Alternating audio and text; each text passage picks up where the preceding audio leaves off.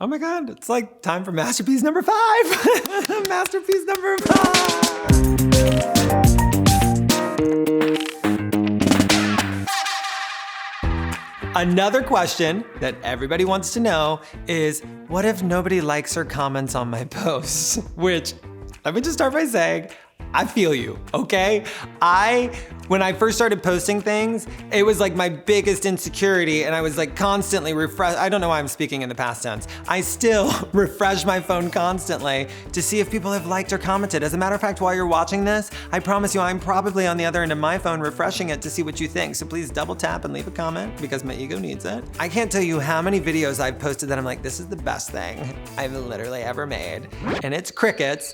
And then I post something else that I'm like, meh, not my best work, and I put it up, and you guys go crazy for it, right? So like, I really never know. There's actually this video, I'm gonna put it in my story today, of me and Glenda Baker doing an interview, and it was just me with the phone turned around, and I think it is so funny. I think it's like one of the funniest interviews I've ever done. I still watch it when I need like a pick-me-up, and I think there's great advice in it. It goes really deep and we get really touching. It really goes through the whole gamut, and I think like 3 people watched it. You know, it is what it is. But every now and then, people will come up to me and they're like, you know that thing you did with Glenda Baker? I really learned X, Y, and Z from her. I'm like, well, you didn't like or comment. I didn't see a single bit of engagement from you.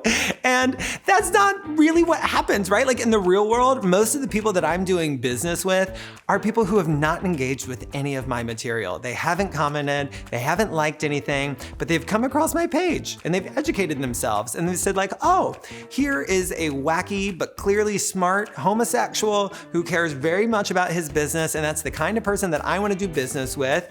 And they called me. And you know what else is true? Is that people have also come to my page and said, this guy's not for me. And they don't call me, and I love that. I fucking love that, because I do not want to waste my time going and pitching and preparing for business that I don't stand a chance at because they don't like who I am. Not everybody's gonna like you. Welcome to being a human.